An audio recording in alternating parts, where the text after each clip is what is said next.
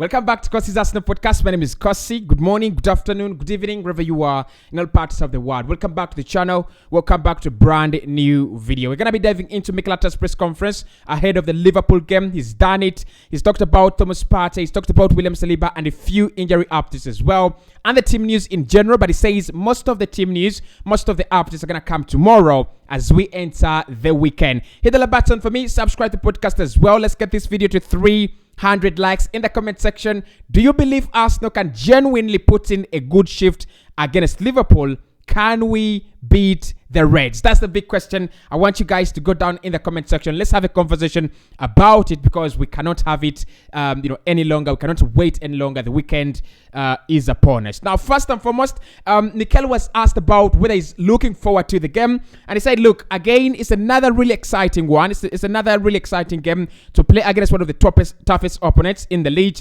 It's really going to be demanding as a match. And it's going to require us to be at our level best again. So I think the narrative in the media right now, I've seen Pep Guardiola speaking about it as well, that apart from Manchester City, Arsenal is the best team in the league right now. And the narrative in the media is that no team is going to stop Arsenal right now. Arsenal are unstoppable. We are unbeatable and all that.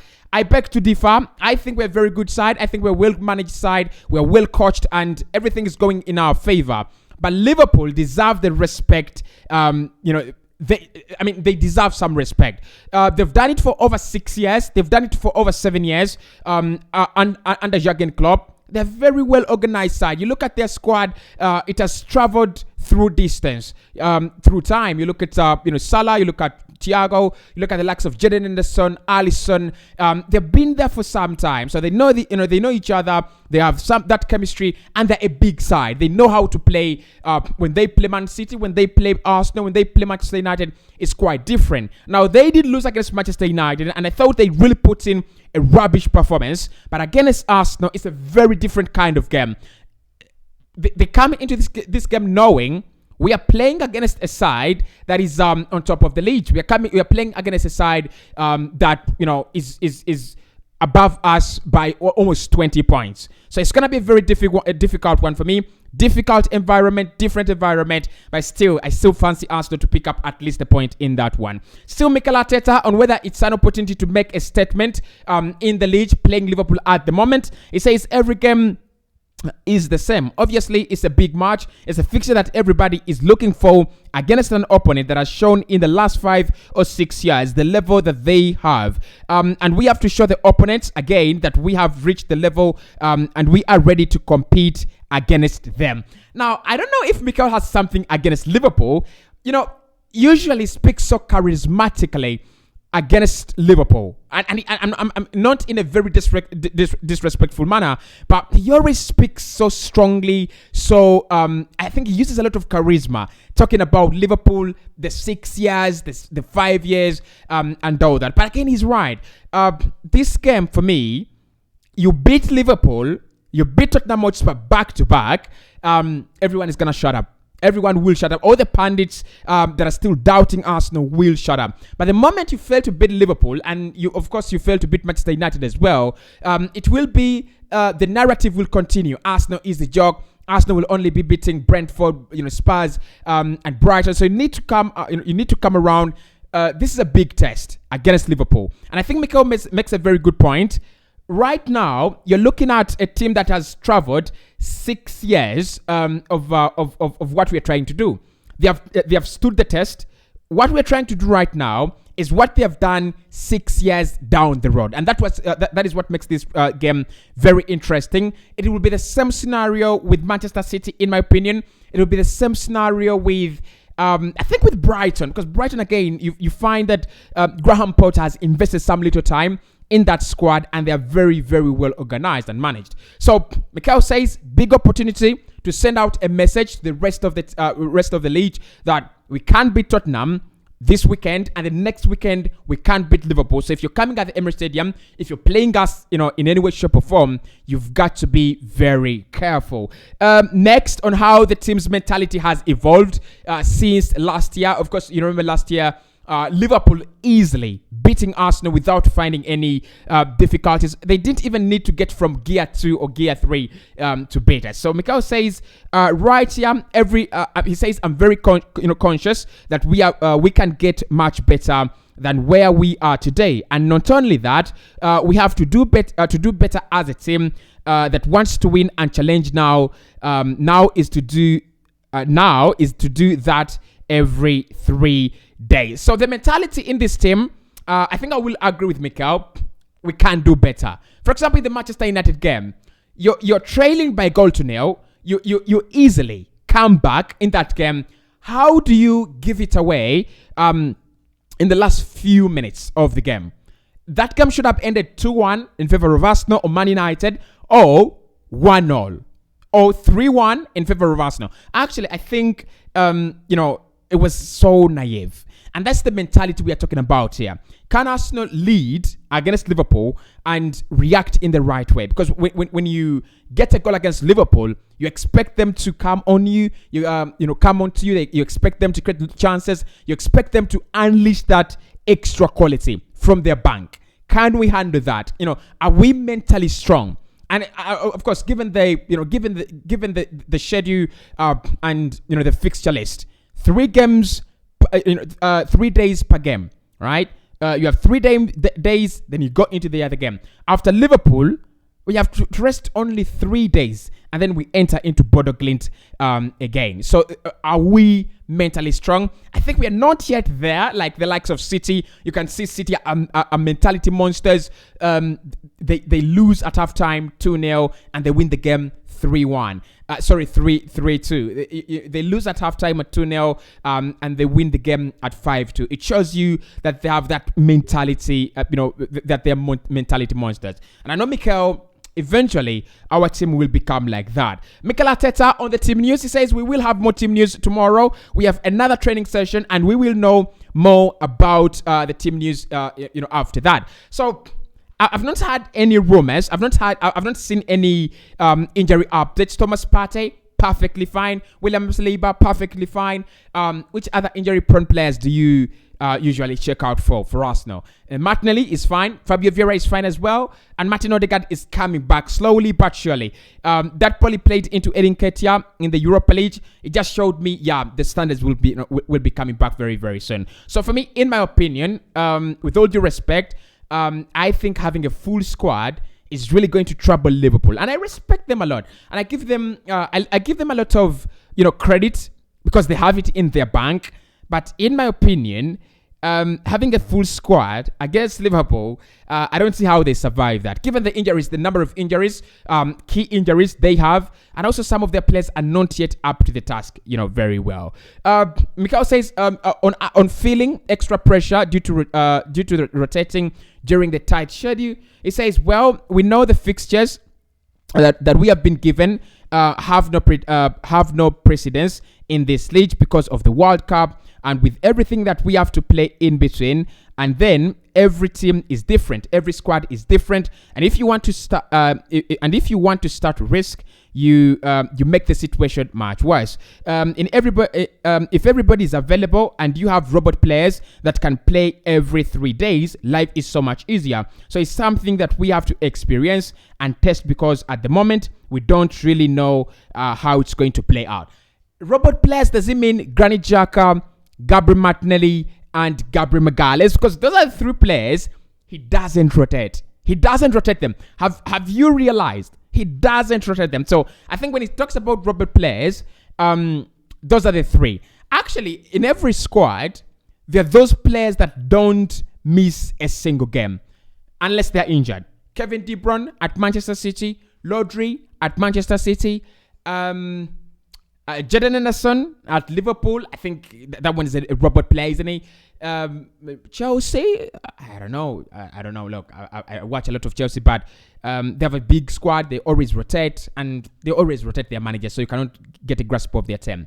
So he says you must have those robot players that are happy and comfortable to play week in, week out, no matter the spacing between the games. That is one. And then the overall team, right? The overall how able are you to rotate the rest of the squad outside these so-called robot players? That is where life becomes so much easier for us. No, in my opinion, the first 3 games will be easy: Liverpool, Tottenham, and Bodo Glimt, right?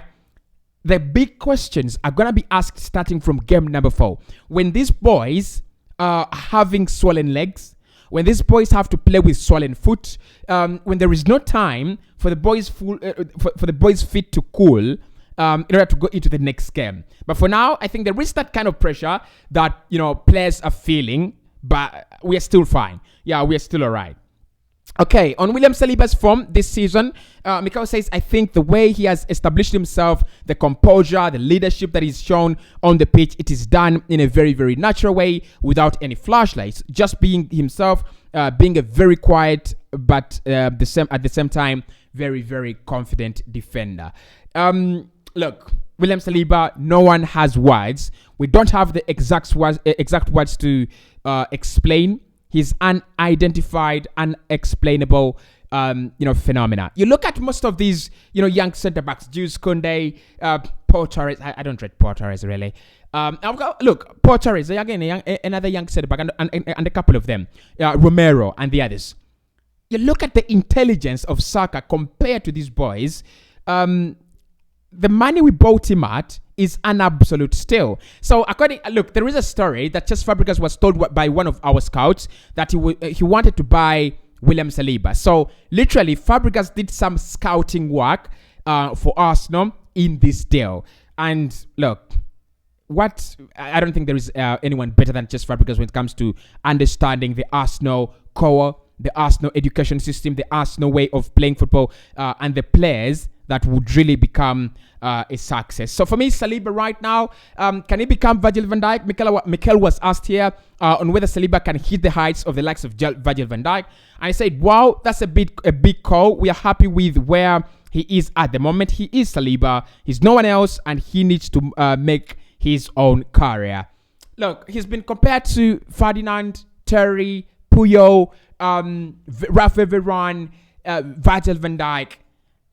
I think, because I said his Ballon d'Or material, his future Ballon d'Or material, and I don't take back my words. Even if he concedes 10 goals in the next game, even if he concedes 5 own goals in the next game, I wouldn't change my verdict. He is Ballon d'Or material. So I don't want us to put him on pressure. Oh, you're Van Dijk. You can't make mistakes. You're Van Dijk. You're Van Dijk. You must be this rock and everything. But I think it's also very good to remind him always that this Arsenal side is better, is much better with you in form. This Arsenal side is much better when you're doing well. This Arsenal side relies on you defensively, and it's a shame. It's a shambles that Arsenal relies on Saka, who is 20, Saliba, who is 21, Odegaard, who is 23, but we have nothing to do. That is the kind of project we are running at the moment.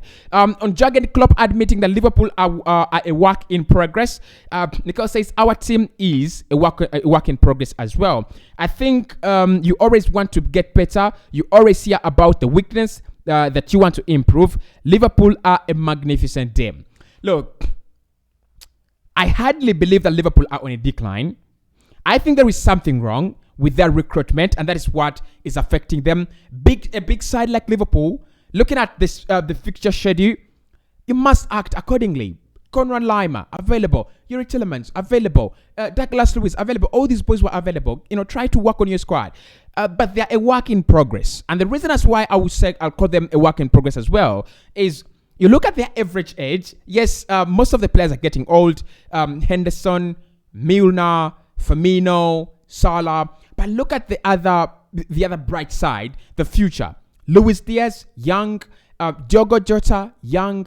Darwin Núñez, young. Harvey Elliott, young. If they can get Jude Bellingham again, another young player in there. Konate, young. Trent Alexander-Arnold, young. Simic-Stars, young. So they're a work in progress. I think it's going to take some brave calls. It's going to take some brave decisions from Klopp to say, okay, you lords, you old rags, are no longer clean.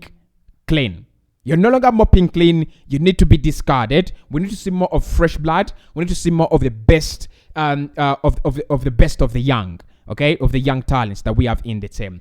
But I do agree. They are working in progress, and I think they're slightly above us. On Liverpool's perceived dip in form, Mikel says, I'm not here to judge what Liverpool are. I'm here to talk about what we do. I think what they've done in the last 5 years doesn't need any presentation. It's clear. They have been up there in every single competition for the last 5 years, so give credit to them. And this is what people forget.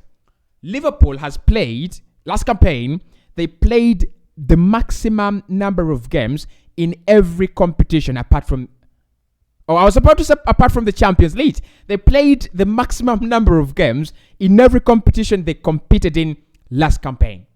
38 in the Premier League, played until the finals of the UCL, played until the finals of the Carabao Cup, and played until the finals of the FA Cup. Can you believe it? Can you believe it? Yes, there's always going to be a dip in form because that was stretching your squad a lot. And for me, they should be disappointed that they walked away with 2 useless trophies, right? They should have walked away with a UEFA Champions League. They should have walked away with a Premier League. And these other 2, they should have won the quadruple, in my opinion. At least they should have done a triple, but they didn't. They did nothing. On whether playing for Everton means he still feels that Merseyside rivalry. He says, well, obviously those days were really, really intense. Now I look at the games with a different perspective. You have to be much cooler. You have to prepare for many other aspects that are relevant to beat them on Sunday. So I do give it a little bit. I do get a little bit aware of that as well. Look, I don't think Mikel still has that big emotional attachment. If he still has, then he's a real one. Honestly, he's a real one. But then also, I think as a manager, you look at this game there's so many things to focus on rather than I played for Liverpool. When I played for Everton, they smashed us 5-0. We have to get back on them. It is putting unnecessary pressure on the boys. They literally don't understand your rivalry between you and Liverpool. So I think, as a manager, I've seen him. He's cool. He wants to be, at times he's naive, but that doesn't take away his calm side. He's always calm, and he will always try to make sure that, he impacts the game, whether before it starts or even as it goes on. On how to maintain this renewed connection with the fans, they said keep giving them the more reasons to even be more present and supportive to the team. But at the moment, we cannot ask anything of them. The atmosphere they're creating every time we play for them is fantastic, and we want to continue to have those moments together as well. On how happy he is with the club's spirit. He said, I'm really happy. I'm proud, obviously, of the change, the dynamics, the atmosphere, and the belief around the club. But we are looking ahead again to where we want to be. And at the moment, we are not there yet. I mean, I want to be alive. I still want to be a content creator doing press conference reactions. When Mikel suddenly says, we wanted to be here, and suddenly we have arrived. Because whenever he says we are not yet there yet, it just creates a lot of, it just creates a lot of jiggles in my heart. Does it mean winning a quadruple? Does it mean winning everything there is? For me, if we can win the Europa League, and probably the Premier League if we can, but for me, the Premier League and top 4, that would be magnificent this season. But he says the spirit is good. A lot has changed, but we are not yet at the levels we want to be on. On how he's helped to bring the whole club closer and together, he says, I think one of the things in terms of how you measure success, as well as lifting trophies, is needing to understand where we are, and where we were. And as you said, how fractured the club and environment was, how we looked at the time, and how it looks right now. It's a credit to everybody that has been involved in the last few seasons to achieve that. For me, it's to Mikel Arteta and Edu. They have done a fantastic job. Look, the likes of Unai have also done a very, very good job at the club. Josh Kroenke keeping his word, living to the standards, and not being a hypocrite as well. But we've got to agree to disagree. Mikel, his arrival, his standards, the seriousness, I feel he threatens these jokers in the club. There is a figure that just threatens you, and many people, many people at Arsenal, for me, would prefer Mikel Arteta to walk away. Would have preferred Mikel Arteta to walk away during the time where we were, doing poorly, so that they can say, "Oh, the manager failed. We're gonna find another manager. It's gonna be alright." But Mikel stayed around, said, "I'm gonna turn these things around." And the standards he has set, chasing Aubameyang, chasing Mesut Ozil, chasing all these lazy cocoons and all these players that don't bring any standards to the team. I think Vinay sits in his office and says, "What is that man going to say again? Is he going to ask me for more money to sign?" Because I don't think Mikel can ask for 100 million right now, and his offer is rejected. He can't. If he asks for anything right now, they'll give it to him. So for me, any changes, they have happened courtesy of him. On what success the club looks like, it says if you win, but you don't have that connection. It says if you win, but you don't have that connection, is that really the meaning and the purpose of how you do things? For me, the answer is no. If you are able to win, we set an atmosphere and such a feeling of belonging and participation. I think that is even much better. And finally, on Arsene Wenger saying that we could win the league, he says, well, it's great, obviously, that the people who love the club so much and know the club very well have such an opinion about it. Now, unfortunately, we have to show it, but you have to do it on the pitch. And hopefully, he's right. He's been right on many occasions. I'm going to call it this, but one thing I've seen with Mikel, he's not alienated to the idea of winning the league. He's not alienated. Remember, he said he wants to win something big within the first 3 years. I don't think he's alienated. I don't think he's alienated to winning the league. But if he wins the league with this bunch of players, if he wins the league with this group of players, oh my God, what will we say? I don't know. Some of us will have to deal to all these Mikel Arteta videos, honestly, because there will be a total shambles, shite and embarrassment. So that is Mikel Arteta on Liverpool, on the team news, and also on the general environment as we enter the weekend to play one of the toughest opponents in the league. I'll be doing my combined 11. I'll be doing my research on Liverpool, how they play this season and how we can beat them. The new system they have implemented, the 4-2-3-1 system. And of course, more of the videos, like I always do, will be coming your way. See you soon.